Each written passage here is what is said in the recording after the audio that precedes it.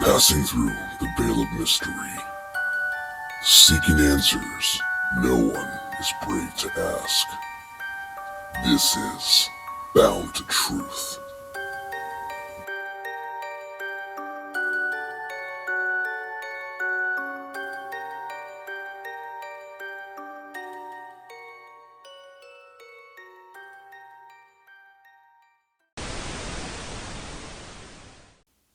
Good evening, everybody.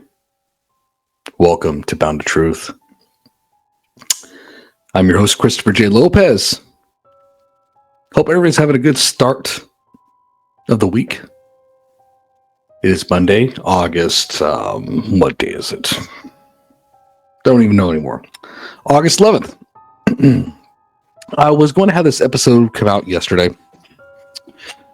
Then my file got corrupted, which was very frustrating. And for those out there, especially those in the podcasting world, I'm sure you can understand that sucks. So here I am again, making another attempt. Hopefully, this will be a fruitful adventure. Hopefully, this will go smoothly. Hopefully, I won't have any issues. We will see. I don't know. Conspiracy? Government not liking what I'm talking about? That's too much ego for me. It's just things that happen with internet, right? So today, I'm going to jump right into it. Today, I'm going to talk about the UAP hearings,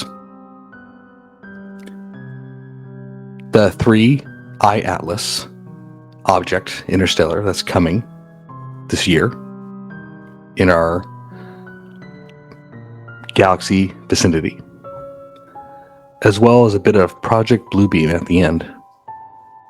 There's going to be quite a few clips, so bear with me. Hang in there. I'm trying to tie it together. It's a lot of work. It's a lot of information. And again, it's all speculative. But information, I think, is valid to just entertain for a moment. And for those who don't know what UAP is, well, UAP is unidentified aerial phenomenon. This is what Congress is using right now. We've had some government hearings, legitimate government hearings that have came out back in last couple years that I'm gonna read about with actually on record whistleblower, which I've talked about before, which is Dave Grush. Am I saying that David is the first whistleblower ever regarding UAPs, UFOs, which actually, let me go back a little bit. UAP is a term to replace UFOs, which, if you don't know what UFOs are, it's unidentified flying objects. But he's the first on record to talk about this in Congress. But before I get into the more depth of that, I thought I'd do a little bit of summary regarding the UAP Congress hearings and how this ties into the asteroid, this intergalactic object, 3I Atlas, and Project Bluebeam. Hang tight. Stay with me. All right. So I'm going to begin. So, what are the UAP hearings? Basically, the UAP hearings refer to congressional hearings focused on identified anomalous phenomena, UAPs, which I stated earlier, which are the current official term for what were previously known as UFOs, unidentified flying objects, which I stated earlier. These hearings involve discussions and testimonies from government officials, military personnel, and other experts regarding UAPs, aiming to understand their nature, potential threats, and the government's handling of related information. What is the target of these meetings? Well, to focus on national security, transparency and accountability in the projects that are claimed to be, scientific investigation, public disclosure for a need-to-know basis, and then also our whistleblower accounts. So, let's get to a little bit of the origin of the UAP. So when did it start? When did this all start to happen? And why now, in a way? Well, we'll get to the why now a little bit later with my own thoughts and theories. But when did they start? The first hearing was on July 26, 2023, that features testimonies of Ryan Graves, who's a former pilot, David Fravor, former pilot as well, and then David Grush, the big head hitter in regards to his testimony, regards to the program, who was a former Air Force intelligence officer. Remember, an intelligence officer. He was investigating this with Arrow in regards to interviewing first-hand accounts. And then the second hearing happened last year in November 13th, which was on Friday 13th, and me being a Catholic superstition person thought that, that's a bad idea, but that's just me. No valid points on that. That's just my silly superstition. On November 13th, 2024, that featured the testimonies as well as Lou Elizondo, who actually came out in 2017 with the New York Post regarding ATIP before Arrow took over, which is to investigate the UAP phenomenon. He was also part of the DoD. And then Michael Gold, former NASA associate admin, and then Michael Schellenberger, founder of The Public, which is pretty much a journalist. So, in a way, in the question, what is the summary of these two hearings as been testified? So, to kind of give you in short, again, I'm kind of really summarizing a lot of stuff. I really encourage you guys to pull up these videos in regards to the US UAP Congress hearings. There's plenty online you can pull up on YouTube. So, in short, that we have so far with all the testimonies here is what has been told on the record. David Fravor sighting of the Tic Tac object that was caught on his camera on his jet in 2004. Ryan Graves, who has witnessed these crafts as well, has taken many reports from both military and commercial pilots, so not just in the military, but also commercial pilots like airlines, think Alaska Airlines, Delta, all that places. Through the UAP Interrogation Outreach Committee, which is a committee that does exist, which he does run and head that division. And then also David Grush, the first whistleblower to be on record, which I said earlier, that has shared his investigations from first-hand officers in regards to retrieval of these crafts, as well as biological non-human intelligence. Now, when I say biological non-human intelligence, referring to what we call aliens. But the reason they're calling it non-human intelligence, because from what he's stating and from other many witnesses stated, that we don't know what they are. And I'll get to a little bit more about that later.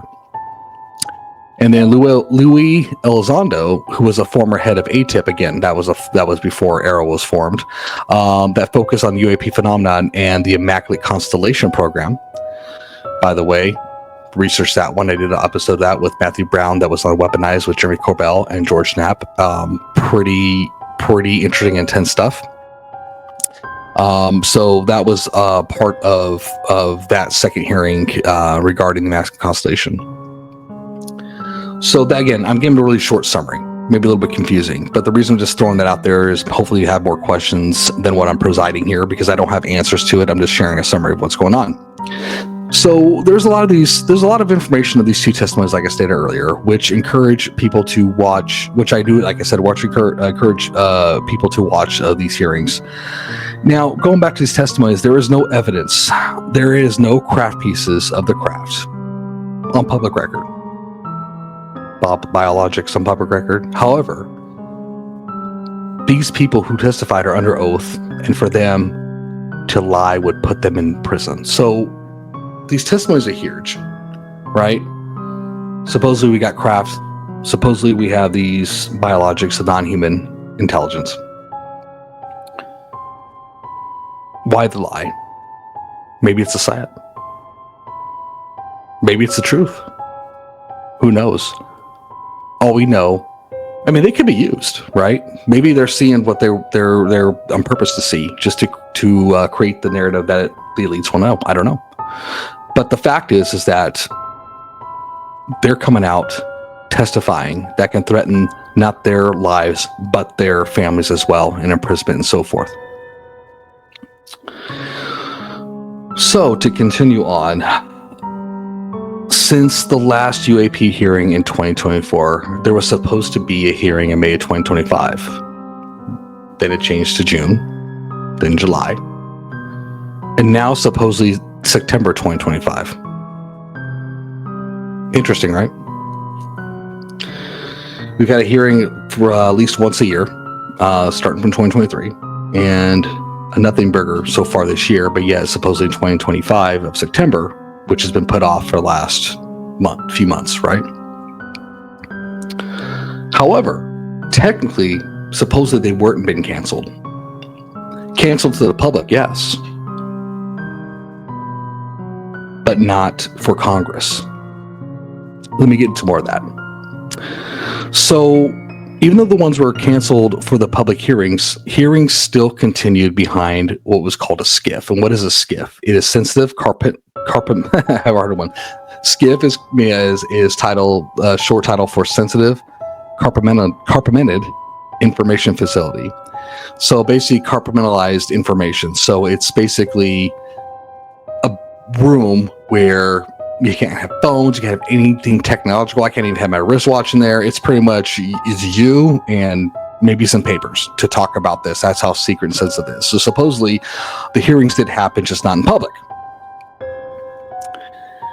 So the reason for the SCIF is to collect all the information, protect the whistleblowers, and maintain their protection, and filter any information that will not compromise national security. That's the whole point of the SCIF, right? But here's the question. Is this a valid fact or a way to control the narrative to the public? That is the question. That's my question for me, is that we supposedly had this hearing, this third hearing, but it's not held publicly. But there's been many conversations. And now they're pushed until September.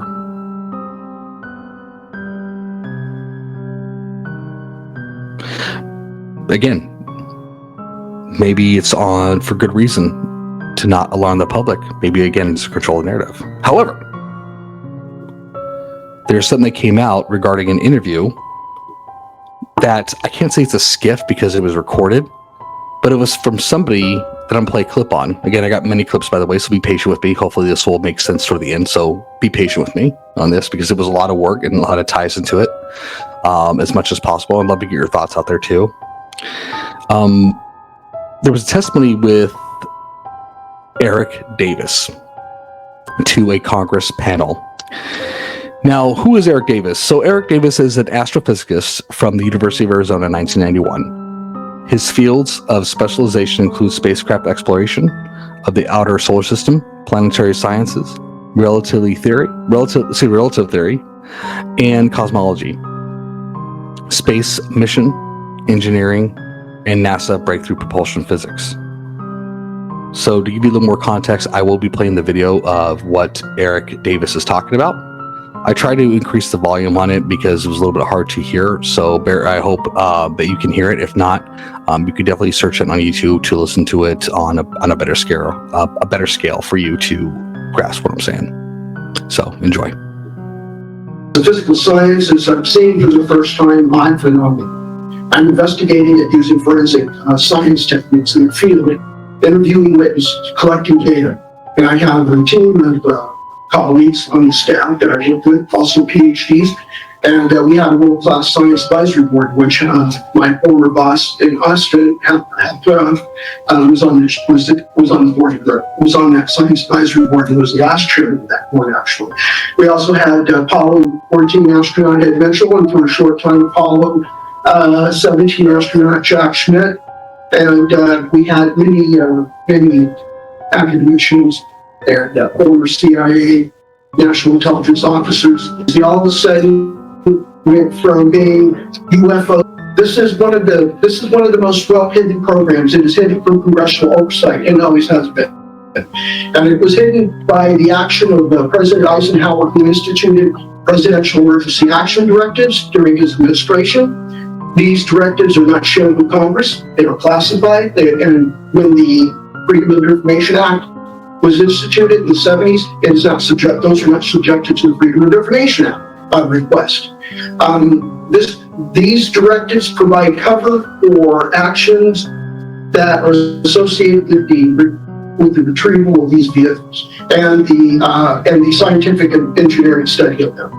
And that takes place within the industry. What happens is the Department of Defense offices, CIA offices, they create shell companies.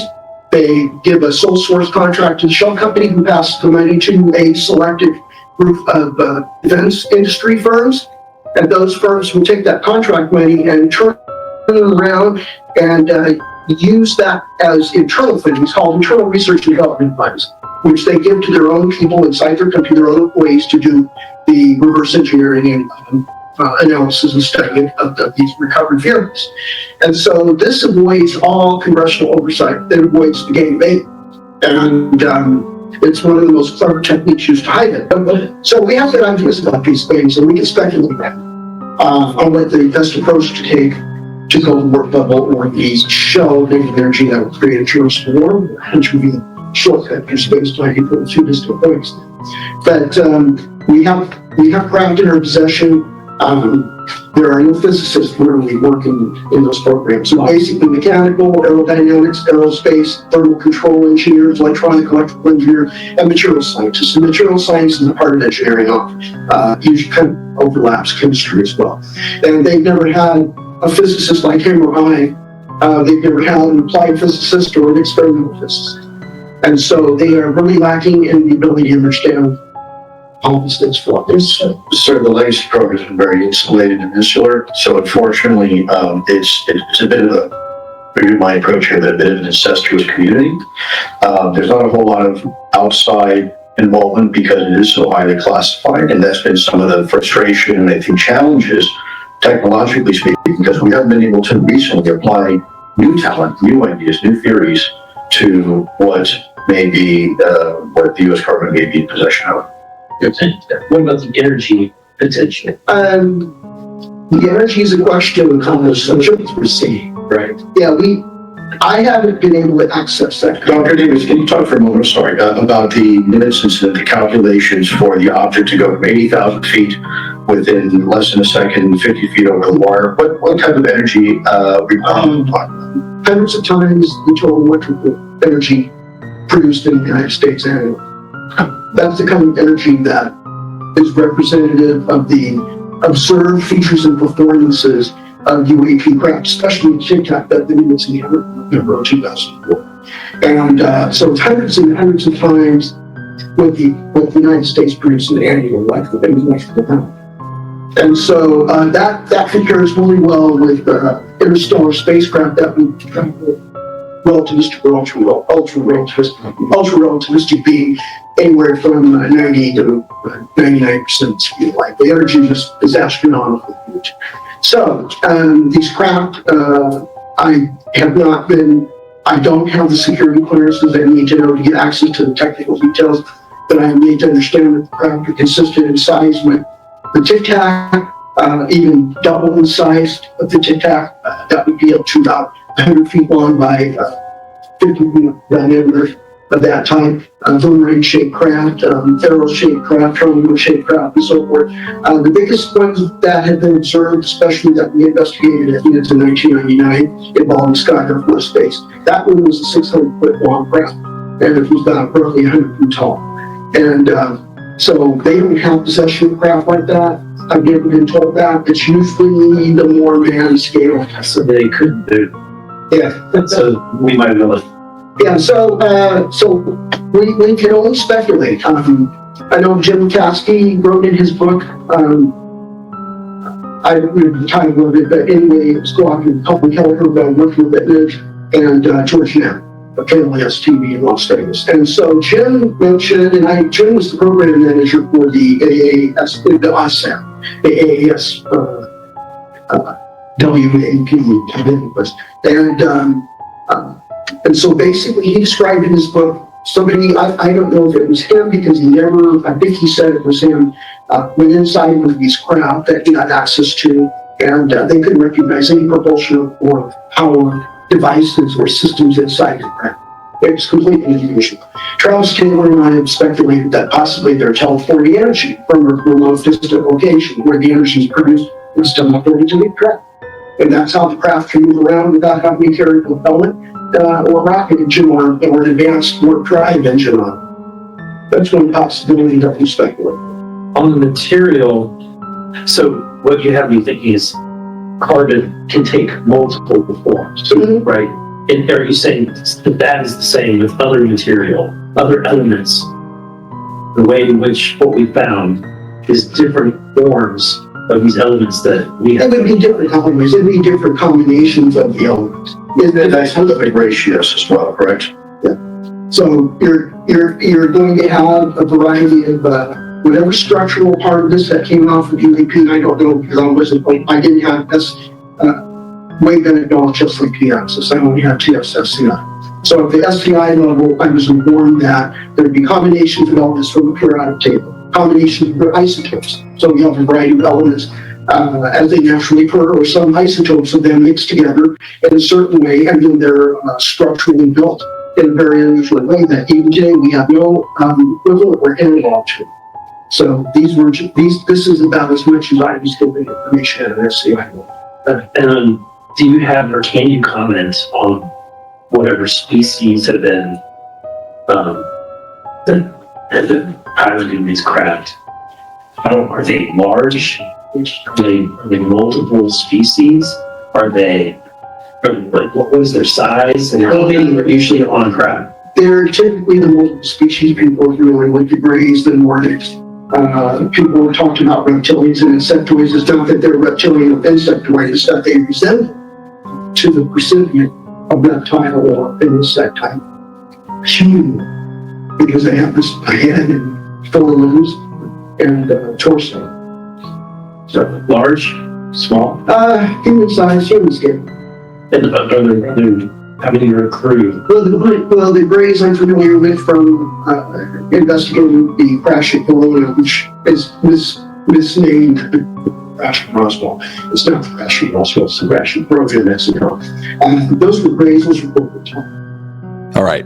So you just heard from Eric Davis. It's a mouthful, right? I'm hoping you heard that. If not, definitely pull up Eric Davis UAP. It's all over the YouTube and other videos as well. When I say it's a mouthful, I encourage you to not just click away from it, but to let it digest, right? Like a big meal, right? This is not a fast food joint. This is some pretty serious information. You want to let it digest in your system, in your brain, your spirit, right? But I'll try to summarize it for you. So in summary of that video with Eric Davis, what he's basically saying, and I put 3 bullet points here, that there is advanced propulsion technology such as warping space and time. Sounds Star Trek-y, right? There are classified government programs that have reportedly back-engineered this technology, that high-ranking officials are in the know. Who are those high-ranking officials? Don't know. And the 3rd bullet point. In addition, Eric Davis has claimed that there are multiple non-human intelligence species. Most famous ones are the Nordics, insectoids, reptoids, and the Greys, and still do not know if these species are from another planet, from this planet, or interdimensional. Pretty wild, right? Pretty extraordinary claims. But yet our government's taking it serious. Congress is taking it serious. Interesting. The plot thickens, right? So after that video came out, there's been some recent interviews for the couple of Congress people involved into the UAP hearings that just came out. And again, I'll tie this all together, so bear with me. Then I'm going to show you a couple clips on. So here you go. Take a listen. UFOs. There's been a lot of... My husband is in the corner, for the record, pumping his fist right now that you're asking this question. So, I mean, is there anything... We've had some declassification of some very strange videos that look like they are, unidentified flying objects. Is there anything in the files that you think you could find or you have found? Nothing that I'm prepared to talk about today. Ooh. So watch this space. Say what? Watch this space. We are I'm just going to say this.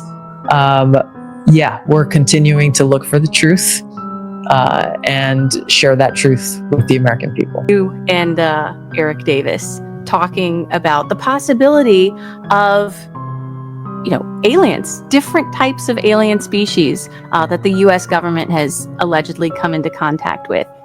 It seemed to me like a shift in questioning from do UAPs exist to who or what are they? Who or what are in them? Why did you ask that question? Yeah, because I felt like we've been treading this ground for a long time. Like, do they exist? What did you see? It was egg shape. It was a disc shape. All of that. What I wanted to get, that's why I'm trying to get into the details, specifically about the science.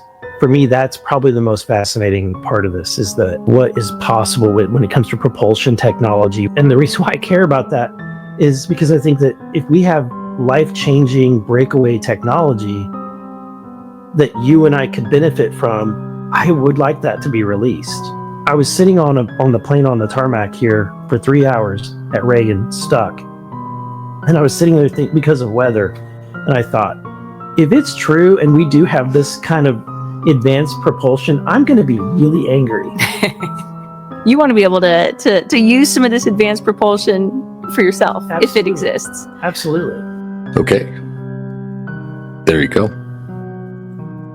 2 Congress people came out recently giving a little bit of nuggets about their thought process regarding their SCIF meetings, their interview with Eric Davis, in regards to these potential things that are going on regarding UFOs, UAPs, and these non-human intelligence, extraterrestrials, what do you want to call them? Now, here's where I'm starting to tie it a little bit together. And I will, again, make sense of this, hopefully for you in the end. There is an object, an interstellar object coming our way that's supposed to be arrive in our solar system. That is a third interstellar object that's not part of our solar system, called the 3I Atlas. Let's get to it. So, here's the information that I was able to pull up a bit. So, the 3I Atlas interstellar object, what is it? Now, this is directly from the NASA's website. This from the NASA website, just discovered on July 1st, 2025 this year.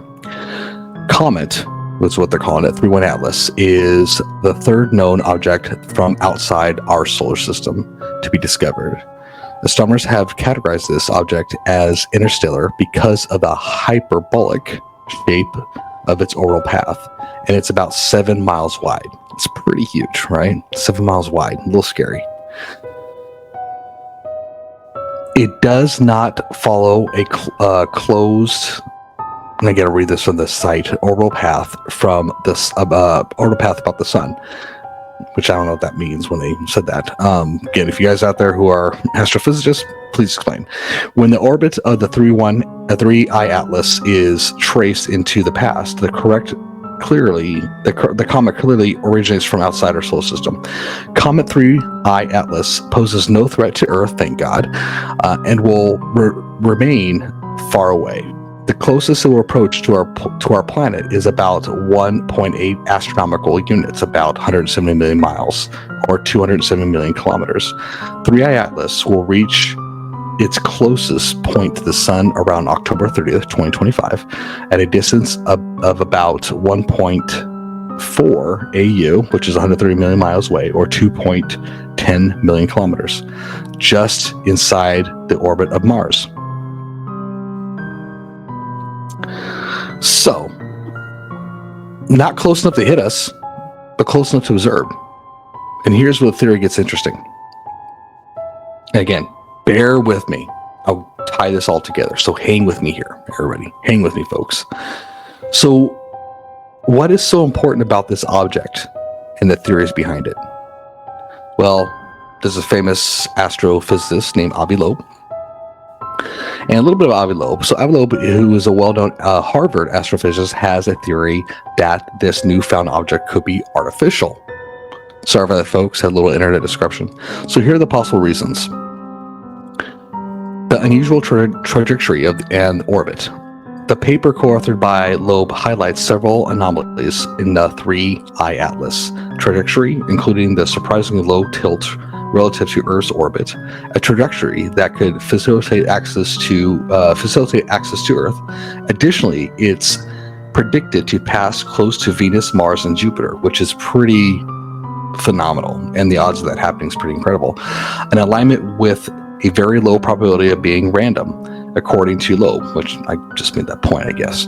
Loeb further noted that the 3I Atlas approaches the inner solar system when it is behind the sun, potentially allowing for covert changes in trajectory. Another point made by Avi Loeb is its non-gravitational acceleration. While most scientists believe the observed acceleration is due to the natural outgassing of a comet, Loeb's paper raises the possibility that if the object exhibits significant non-gravitational acceleration without the typical cometary outgassing signs, it could be a sign of directed movement by a technological artifact. Interesting. Previous theories and contexts. Loeb has previously theorized that other interstellar objects, most notably Oumuamua, could have been an alien technology. His work on the Galileo project seeks evidence of extraterrestrial technology, including interstellar objects. So there are some counter arguments behind that, but I'm going to play the video of Avi Loeb and his summarized thoughts. Hopefully, that'll make a little more sense, and then I'll read the counter arguments and skepticism behind that. So go ahead, take a listen, enjoy. Well, thanks for having me. The object looks strange. It reflects a lot of sunlight, and from that, one infers that the diameter is 20 kilometers, and there is not enough rocky material in interstellar space to provide such a big object every decade. We surveyed the sky for a decade and found this one. More typically, we expect an object that large once per 10,000 years. And moreover, this object has some glow in front of it, not behind it. There is no tail, as usually is the case for comets. That's something that was clearly seen by the Hubble Space Telescope. And more perplexing is the fact that its trajectory is aligned with the plane of the orbits of the planets around the sun. The chance for that happening is 1 in 500. And the timing of arrival into the inner solar system is very fine-tuned. It passes very close to Mars, Venus, and then Jupiter, with a probability of 1 in 20,000. If you were to change the arrival time randomly, it wouldn't be so close to these planets. It arrives closest to the sun when the Earth is on the opposite side, so we can't observe it when it's able to make a maneuver. We won't be able to see it. All right, everybody. So you just heard from Avi Loeb to summarize what I just read, which is what I read is pretty intense in regards to scientific knowledge and the terms that they use. But I definitely want to share the video in regards to this object that could be artificial, that could be alien, that is headed our way, not to crash on Earth, but you heard the odds of what he's saying, that how it could be artificial, and especially it's how it comes off in regards to its trajectory.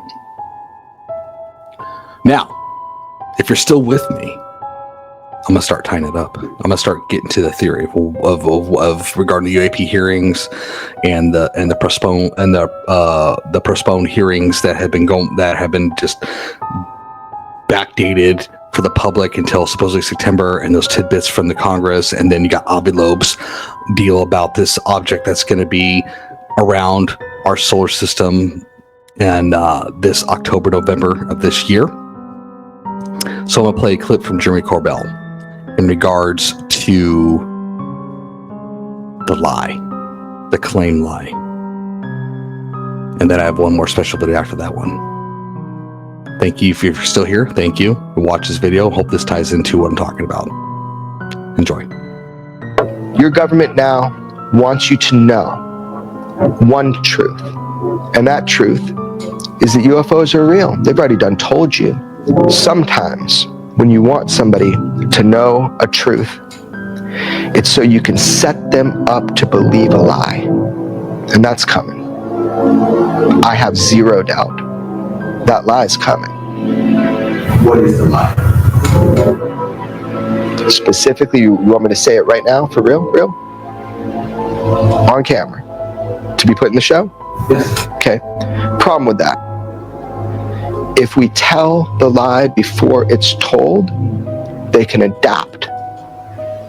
That wouldn't be wise. I'll tell you privately, but I would really think about if you want to put this in your show. For real. That's a real thing I'm telling you.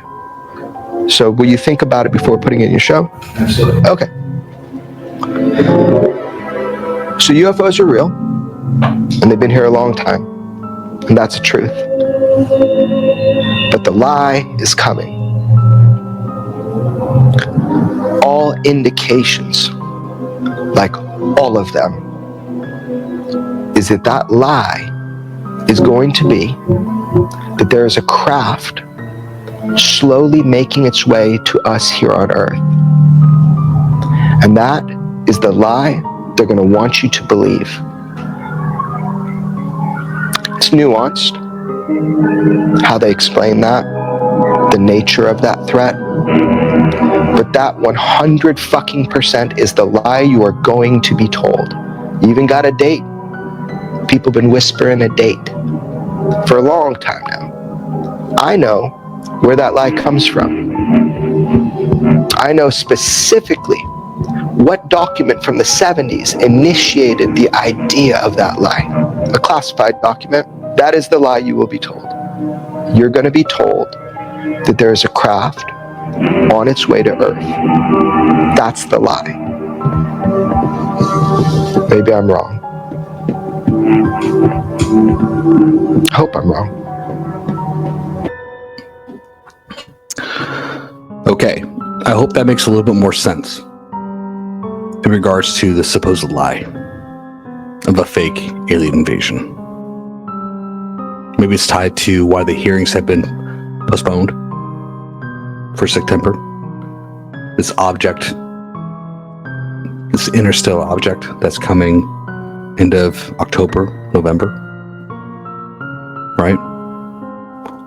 A control of the narrative of what's supposed to happen and come. Am I claiming that this object is alien? I don't know. I'm not an astrophysicist. I don't know. But there's one more part that I'm going to play for you. And I talked about it before in my podcast about Project Bluebeam and the stages of it, which I encourage you to go back and look into, from Werner von Braun. And even if you don't play that episode, research Werner von Braun about the 5 stages. The last one we recently had was a pandemic. COVID, right? Could be connected, could be not. And then a fake alien invasion. So you're almost there. And I appreciate you being there and hanging tight with what I'm talking about. Listen to this video. A little bit long, not too long. But this is from Mike Dice. And this video, by the way, came out, I believe, in 2011. So over a decade in regards to Project Bluebeam. Take a listen. Did you know that the government has a plan to stage or fake an alien invasion or even the return of Jesus or the appearance of God here on planet Earth? Not only do they have the plan, but they've actually considered putting it into use on several occasions. The Washington Post actually published an article years ago about how the military had considered staging the appearance of God in Iraq during the first Gulf War in order to trick the Iraqis into believing that God had appeared and that he was talking to them, urging them to overthrow Saddam Hussein. They also considered doing the same tactic to overthrow Fidel Castro in Cuba. It's called Project Bluebeam, and through using several holographic devices and the microwave hearing effect, or the radio frequency hearing effect, they were going to beam God's voice into people's heads and make them believe that they were seeing and hearing God himself, who would then urge them to overthrow the dictator. Sound too crazy to be true? There is a patent registered in the United States Patent Office by the United States military for a piece of technology that can beam voices into people's heads. It's called the radio frequency hearing effect. And essentially, the voices or the sounds, the music, whatever they project would be modulated in your inner ear, so people couldn't tell where it was coming from.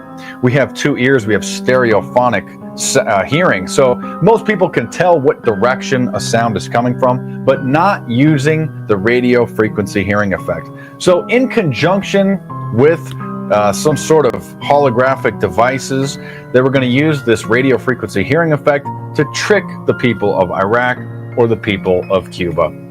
And there's also a plan in the works to use this same technology to stage an alien invasion in order to trick the world's population into following in line with the government's agenda.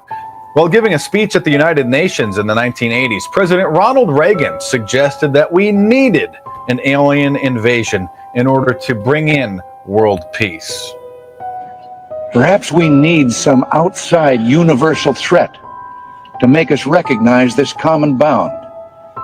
I occasionally think how quickly our differences worldwide would vanish if we were facing an alien threat from outside this world. And yet I ask you, is not an alien force already among us? More recently, Paul Krugman of the New York Times has suggested that the government stage an alien attack or an alien invasion in order to spark military spending in the military-industrial complex to pull us out of the recession and to jumpstart the economy. If we discovered that space aliens were planning to attack, and we needed a massive buildup to counter the space alien threat, and really inflation and budget deficits took secondary place to that, this slump would be over in 18 months. And then if we discovered, whoops, we made a mistake, there aren't actually any space aliens. So we need Orson Welles, is what you're saying. No, there was a Twilight Zone episode like this in which scientists fake an alien threat in order to achieve world peace. Well, this time we don't need it. We need it in order to get some fiscal stimulus. I actually have a serious proposal, which is that we have to get a bunch of scientists to tell us that we're facing a threatened alien invasion. And in order to be prepared for that alien invasion, we have to do things like build high-speed rail, and then once we've recovered, we can say, whoops, there were no aliens. But look, I mean, whatever it takes. Back in the 1970s, there was a book published titled The Report from Iron Mountain, which was supposedly or said to have been a classified government document about how the military needed to continue an endless war in order to keep the economy functioning. Many people believe that this document was a hoax. The authors came out and said that it was a satire years later, after it had spurred all kinds of controversy and become a bestseller. And in that book, it also suggested that the government stage an alien invasion in order to jumpstart spending for the military-industrial complex. So there you have it. And by the way, it was Mark Dice, not Mike Dice. I apologize. I get my Marks and Mikes confused all the time. So I hope that really ties the things I was talking about. Again, this is just my thoughts and theories. And if I was off the rails at times, it's a lot of information. That's why I try to summarize as much as possible, but hopefully to at least to plant a seed in your mind and your hearts to do the research. But to really summarize everything, we have a UAP Congress official hearing in 2023. We have these meetings in Congress, 2 of them, and a third one that has not yet been public, but behind closed doors with the hearings. We have a couple clips from those Congress people involved into the investigation, and they're supposed to have it in September. We have this object, 3I Atlas, that is 7 miles wide, an interstellar object coming into our solar system end of October, right? theorizing that it could be artificial. And then you hear from Jeremy Corbell before this object was even discovered. Jeremy Corbell talked about this in January early this year, and the object wasn't discovered until July of this year. He's probably got some good, strong sources, hopefully. But maybe he's wrong, which he's hoping he's wrong, right? And then you just saw this last clip with Mark Dice in regards to Project Bluebeam. Is this the opportunity to potentially create a fake alien invasion? To control the narrative that, yes, these beings are real, but we're going to make it our own, fight back, reset the economy somehow, create more control for the people of this planet Earth, one world government. Could be biblical times. I don't know. I haven't really read back in the book of Revelation, talks about Antichrist and so forth and all the jazz. But hearing this more in regards to this planned agenda has made the end times more complex than what it is. That creates that spirit of confusion, which is not of God, by the way. God, who sent his son, Jesus Christ. Not a spirit of confusion, but of love, peace, and joy.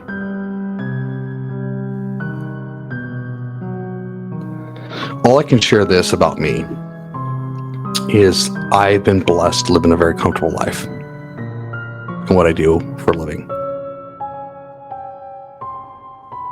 And I gotta say this, that the comfort has never been fulfilling spiritually. Yet it's so familiar that it's easy to fall back on, but at the same time not satisfying. And I challenge everybody to let God guide your life in regards to the truth of the matter, in regards to salvation. And to not be controlled the narrative. Don't compromise your faith and your character and who you are for comfort and security. God has already given you comfort and security.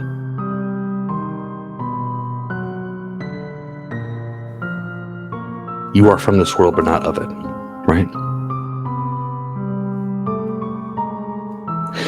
Everybody, if you stayed till the end, I really appreciate you guys staying on. And this podcast is not to create shock value, to, if you're looking for shock value, if you're looking for, entertainment, this is not what it is. This is not what I do. My goal is to ask those questions. That's why it's called Bound to Truth. The podcast is not, I am the truth, because I'm not the truth. God is the truth. Jesus is the truth. Bound to Truth is basically about in regards to this muck and tar of what the world is throwing at us. And I like to create thoughts and theories. Again, not to say that this is factual, but to more of ask questions, open your minds. I encourage people, especially the older we get, is don't be an autopilot. Take moments. Be aware of your surroundings around you.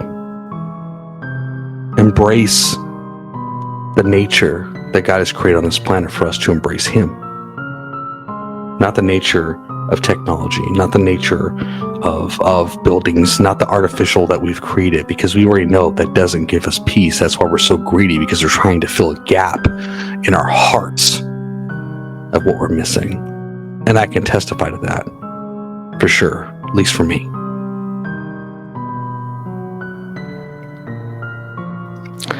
So before I go, again, how can you reach us? boundtotruth34@gmail.com. Questions, comments, insults. If you want to be a guest in the show, share your stories. I don't care what it is. Just give the platform. Even if you want to be anonymous, again, boundtotruth34@gmail.com. You can hear us on Spotify, X, Facebook, YouTube, Buzzsprouts, Amazon, as well as the Apple Podcast and other platforms that you enjoy. I love you all. Stay safe, and again, see you on their side. Good night.